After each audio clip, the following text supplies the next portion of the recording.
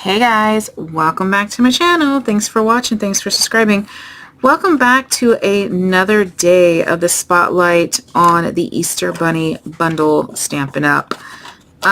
Day one, you can see everything in action in the catalog. I'll just show you super quickly. Punch is still not available, so we're working mainly with the stamp set. So yeah. Today's tutorial is super fun. I know you're like, what in the world?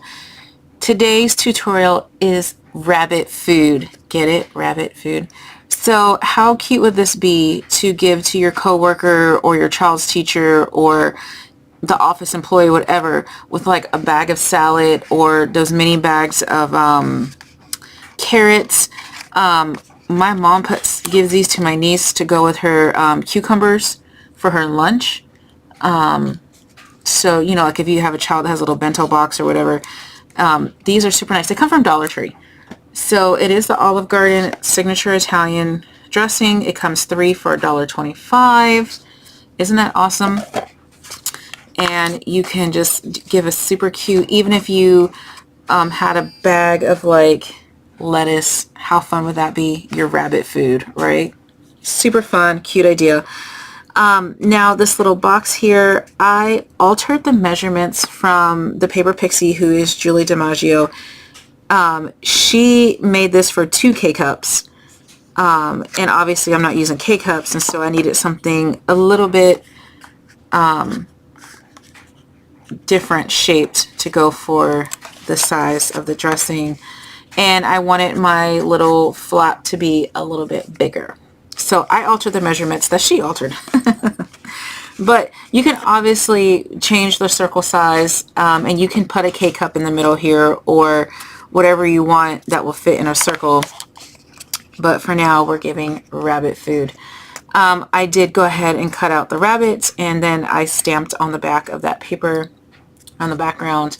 You'll see that in the tutorial.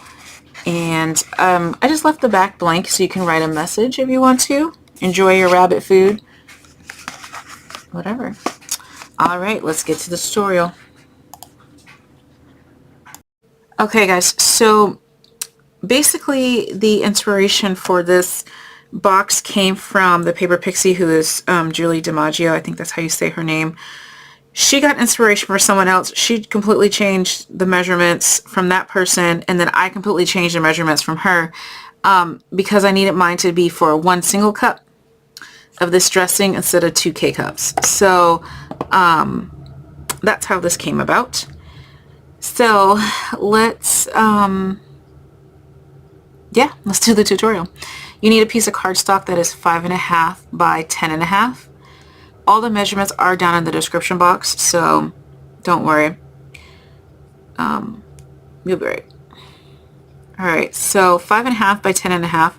On the 5.5 inch side, you're going to score it at 1.5 and 4. Okay, 1.5 and 4. Now you're going to rotate it to where the 10.5 inch side is on top, and you're going to score it at 3.5, 6, 7.5, and 10. Okay, now keep your paper as is. We need to make 2 more little score marks just to kind of make it easier, but you're not going to score it all the way through. If you do, it's not going to be a huge deal because you can just cover up, it's fine. But you want to score it at 2 inches, but just going to that first score line. And then you can just flip it over and do the same thing. So basically you just want the 2 inch score marks like this. Again, if you go all the way through, it's fine. We're going to cover it up with paper anyway. But it's just easier this way. If you do it on your paper trimmer, you don't have to flip the paper because you can just skip the middle, obviously. You'll just do, you know, let me move the cutting blade before I go crazy here. put it at the 2-inch mark, score it up to that middle piece, open it up, and then score it down to the middle piece. However you do it, it's up to you. Alright, so let's go ahead and I'm just going to lightly varnish at this point so that way you can see the lines better. For me, I like to cut before I varnish, but on tutorial, it's easier for you to see. Alright, I did not varnish these lines because we're going to cut those off. We don't need that, so just leave it there. Alright, so can you see better from which side? Doesn't matter. Alright, so on your box, put your 1/2 inch score line to the right. We don't need this. We don't need that. Okay, so I'm going to go ahead and cut those off.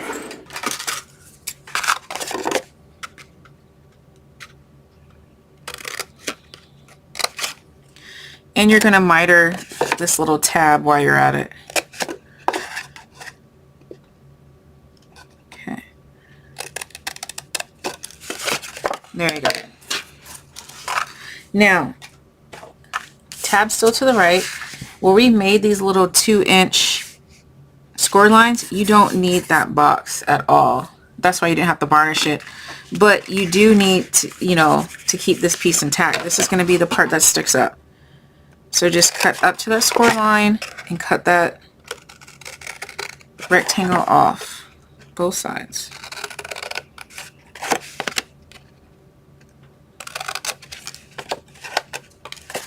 Okay, so now you have something that looks like this.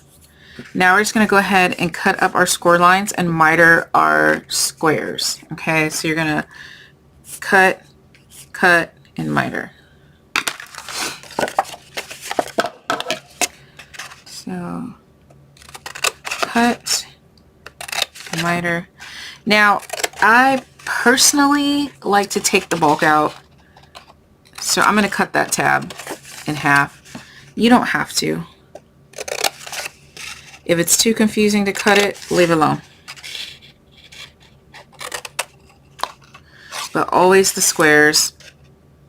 Leave the rectangles alone. Okay. So now something looks like this. You do the same exact to the top. So cut up the score line. Take your bulk out if you want. If not, then just miter. Cut up your score line. Cut up your score line. Take the bulk if you want. Miter and miter. Okay, so you can decorate right now. I don't like to guesstimate which goes where, so I just wait till it's done. You're going to need your corner rounder. So putting your tab back to the right position, you're going to corner around the other side. Okay. Alright, so there we go. Now you can varnish fully, or if you've already varnished, you're good to go. But I did not varnish, and so I'm going to varnish now. It probably would take less time to varnish if I just did all of my lines first, but I don't know.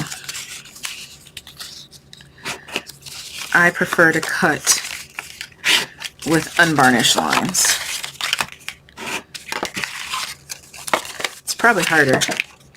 You know how sometimes we are our own worst enemy with stuff like that. Making things harder for no reason.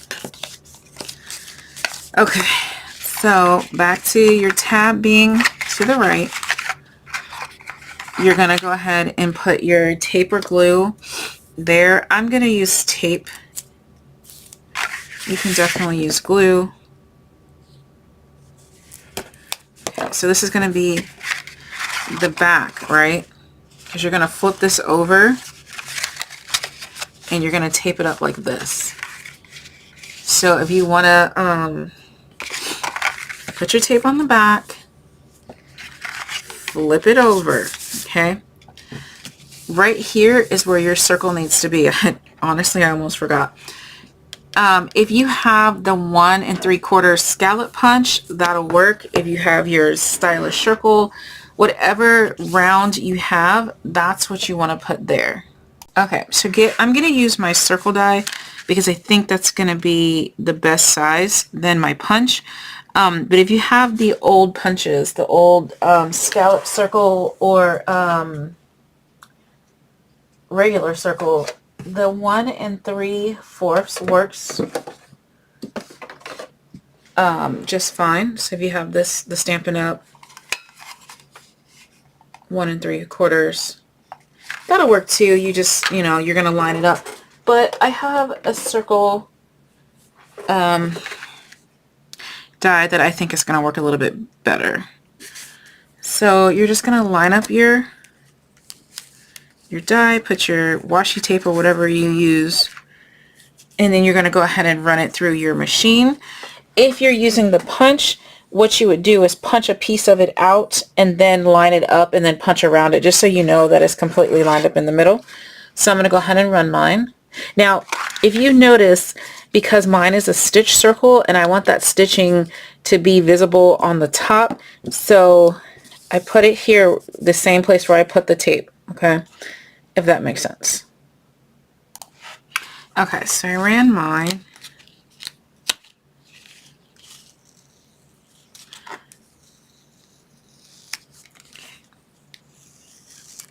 I'm going to keep my circle in case I want to decorate with it.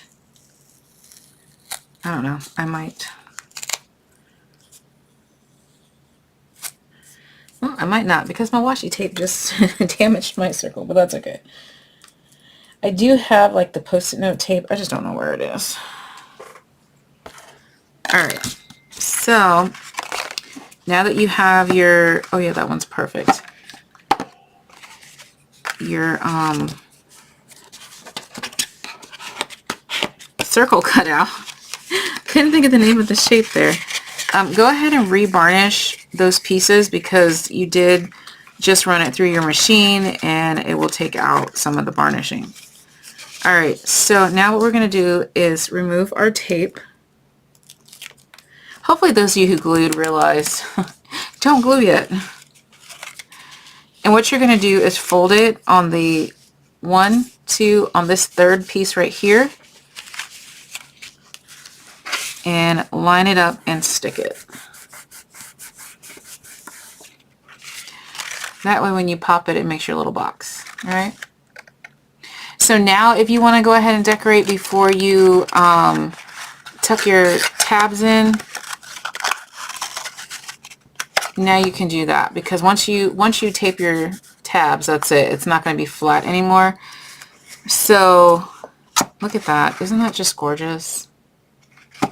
I love it.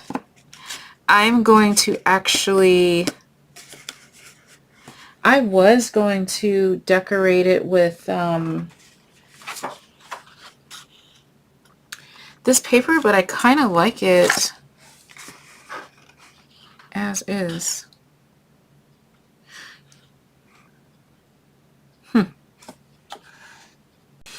Okay, I decided that I did want that. So they are measured at 1 3/8 by 2 3/8. And so I'm going to put them on the 3 flaps. And we're just going to go ahead and use some tape runner. Whatever your favorite adhesive is, go for it. And you're going to put it here in the front. I just love the Night of Navy with Granny Apple Green. I think it looks so gorgeous. And it matches the little flowers in there. So for me, I'm going to close mine up. Obviously the short flap's in, the bottom flap up, and then the top flap. So I'm going to put my paper on my top flaps. If you want to make yours where the top flap is down and then the bottom flap is up, then put your paper accordingly. So all I did was just flatten mine, and I'm going to go 1, 2, and 3. Not going to make it hard.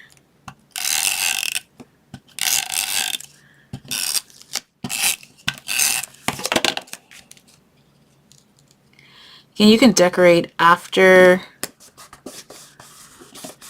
you pop it up. It's fine. It's really your preference. Typically I make my boxes and then decorate, but this time I changed it up a little bit. Oh, this tape runner's annoying. Okay. And here we go. And I already know I did not cut that flap very well, but that's okay. Okay, we're going to go ahead and decorate that top as well. So we need a piece that is 1 7/8 by 2 3/8. So I'm going to do that white.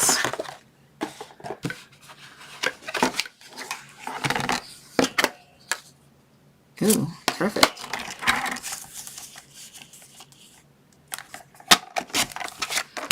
So 1 7/8 by 2 3/8.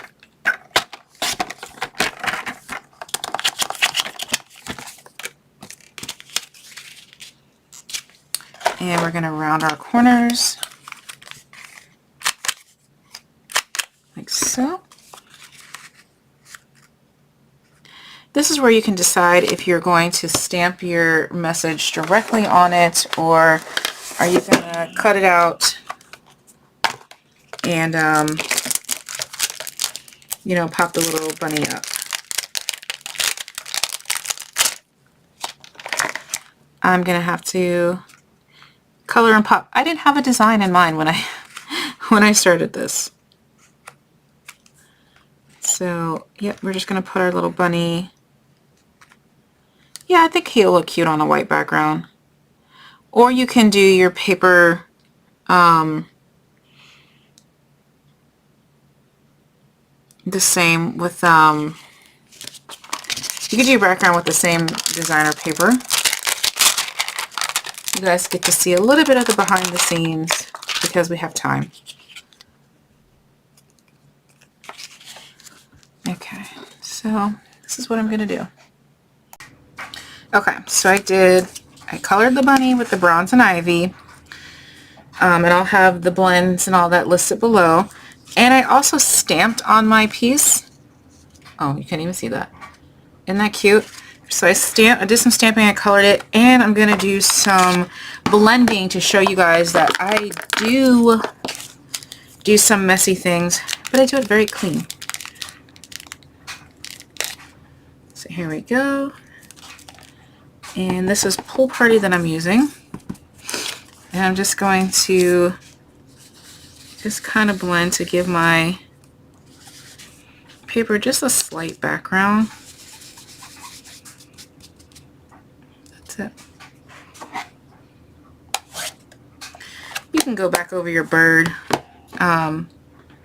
if you want, but I wanted him to be a little bit dull because I want my rabbit to be the star.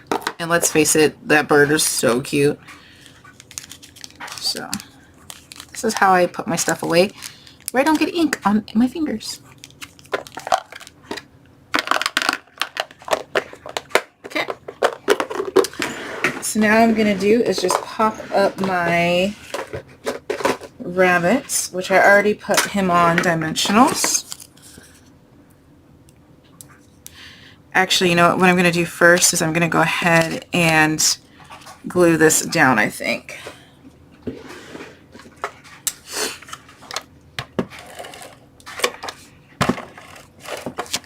That way I know the correct placement, where my rabbit needs to go. Oops. Okay. Just getting rid of all the overhang. And I'm going to flatten this out, line it up to where I want it to be lined up at. Okay. Now I'm going to go ahead and take my dimensionals off, add my little rabbit He's so cute. I'm gonna let the tail overhang.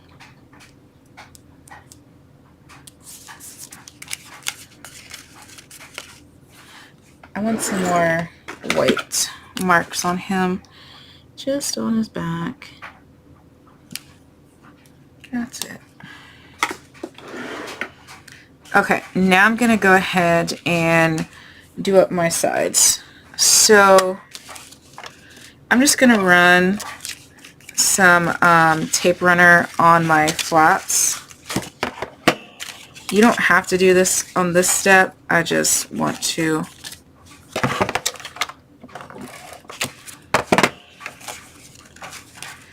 and then actually I need some on this piece too. You can put wet glue. I just want to place mine real quick, so I'm just lining up my edges, just going through the front to get that adhesive like so, and I'm going to do the same to the other side.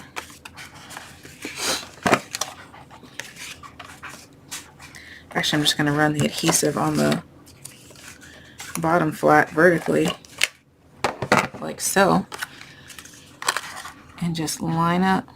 You just don't want to put adhesive where you don't need adhesive. If you're using wet glue, it's not going to matter because it will dry, but I wasn't using wet glue. So I just wanted to make sure that my box is lined up. If anything, I need to cut any overhang, I can do it now, which I do. I have this tiny little bit, tiny little bit, where I must not have mitered correctly. Okay. There we go. Now we're just going to make that permanent. I'm going to use wet glue. I think I'm going to use wet glue. Here it is.